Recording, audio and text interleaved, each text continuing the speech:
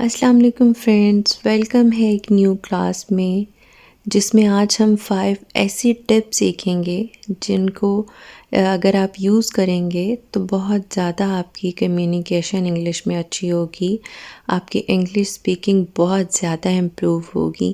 یہ ایسے tips and tools ہیں جو کہ بہت زیادہ کمپلسری ہیں، ان کو آپ لازمی یوز کریں، پہلے خود پریکٹس کریں پھر بچوں کے ساتھ پریکٹس کریں، اس طرح سے آپ کی انگلش اسپیکنگ بہت زیادہ امپروو ہوگی۔ چلیے اب سٹارٹ کرتے ہیں اپنی کلاس اور دیکھتے ہیں کہ آج ہمارے پاس کون سی ایسی 5 ٹپس ہیں۔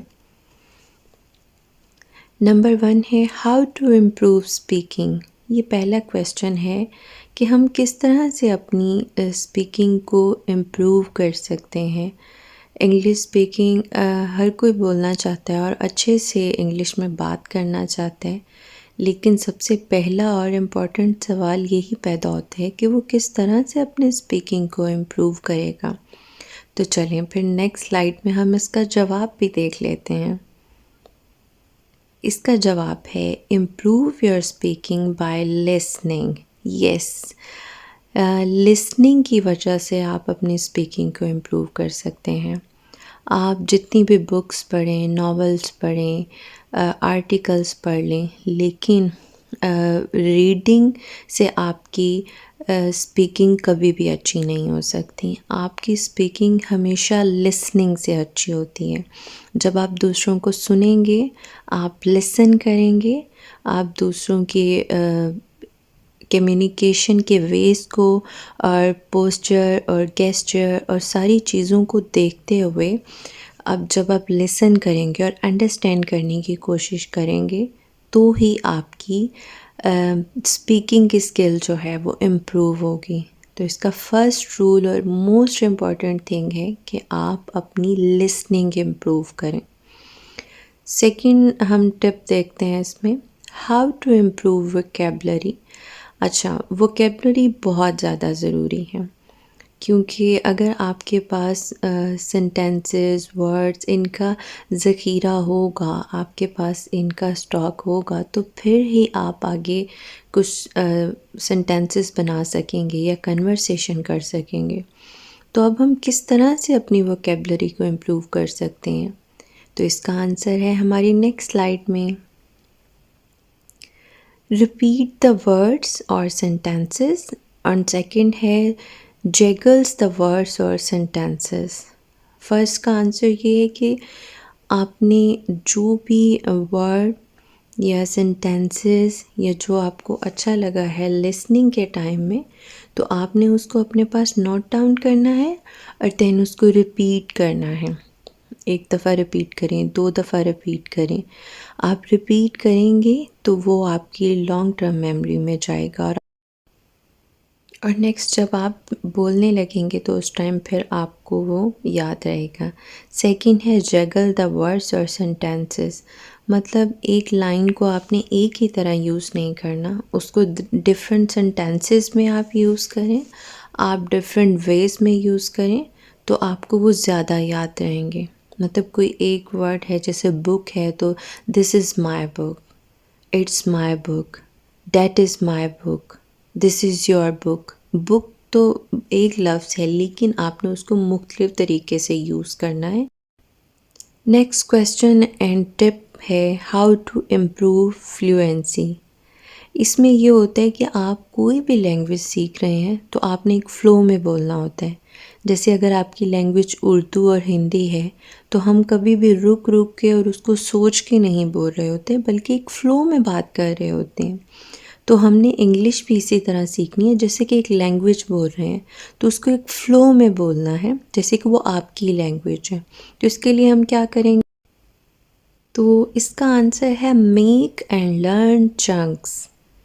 جی، اس میں آپ نے سینٹینسز کو چنکس کی صورت میں بنانا ہے۔ اس میں آپ مختلف ایڈیمز یوز کر سکتے ہیں، مختلف جو بھی چھوٹے چھوٹے سینٹینسز یوز ہو رہے ہوتے ہیں اسے یوز کر سکتے ہیں، یا پھر اس کی ایگزامپل آپ اس طرح بھی لے سکتے ہیں کہ جیسے ایک بچہ پہلے ایک ورڈ یوز کرتا ہے پانی، پھر وہ 2 ورڈس پانی دو، پھر وہ 3 ورڈس کو کمبائن کرتا ہے، ایک سینٹینس بناتا ہے مجھے پانی دو.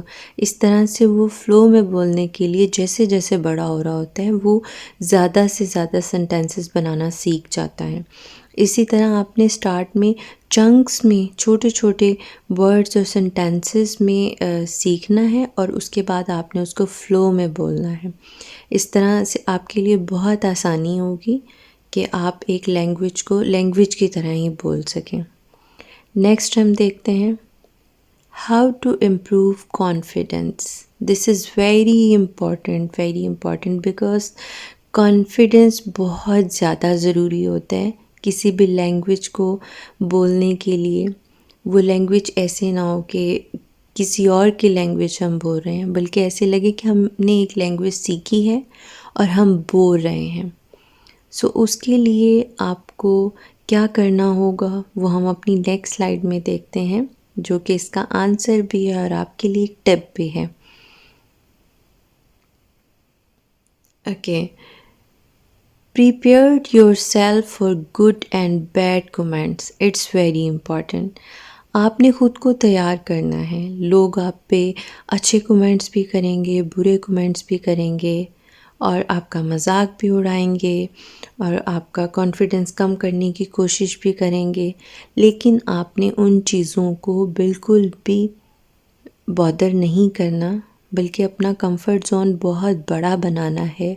دوسروں سے انٹریکٹ کرنا ہے، دوسروں سے کنورسیشن کرنے کی کوشش کرنی ہے، چاہے آپ مسٹیکس کریں، چاہے آپ غلط ورڈز بولیں، غلط سینٹینسز بولیں، لیکن آپ نے کوشش کرنی ہے کہ آپ انگلش میں کنورسیشن کریں. دوسرا اس میں ہے کہ پریکٹس بہت زیادہ ضروری ہے، کیونکہ بار بار آپ سینٹینسز جہاں آپ کی غلطی ہوتی ہے آپ اس کو امپروو کرنے کی کوشش کریں، اسے ٹھیک کرنے کی کوشش کریں، تو آپ بہت زیادہ امپروو کریں گے. اور تیسرا یہ ہے کہ فوکس کرنا ہے آپ نے بہت زیادہ. فوکس یہ ہوتا ہے کہ جس سے آپ ایک چیز یا کوئی بھی ایک کام شروع کرتے ہیں تو فل اپنی انرجی، فل اٹینشن اس کی طرف لگاتے ہیں، تو آپ اس میں کامیاب ہو جاتے ہیں. تو آپ نے روز اس کو فوکس کر کے اس کی لسننگ اور اس کے بعد اسپیکنگ کی کوشش کرنی ہے، تو یہ بہت زیادہ امپروو ہوگی. نیکسٹ ہم دیکھتے ہیں کہ ہمارے پاس کیا کویسچن ہے. نیکسٹ ہے جناب ہمارے پاس ways of learning.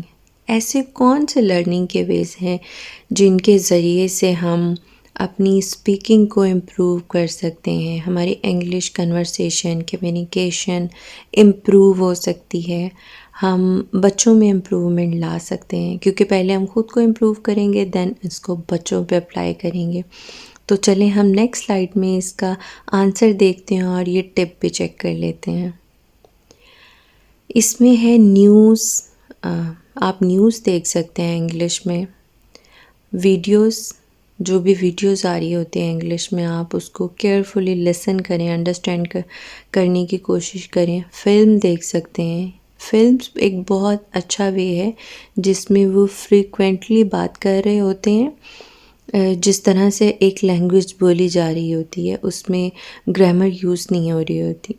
Broad cost, pod cost, talk show, current affairs, یہ سب ایسے ویز ہیں جو آپ انگلش میں ان کو لسن کریں.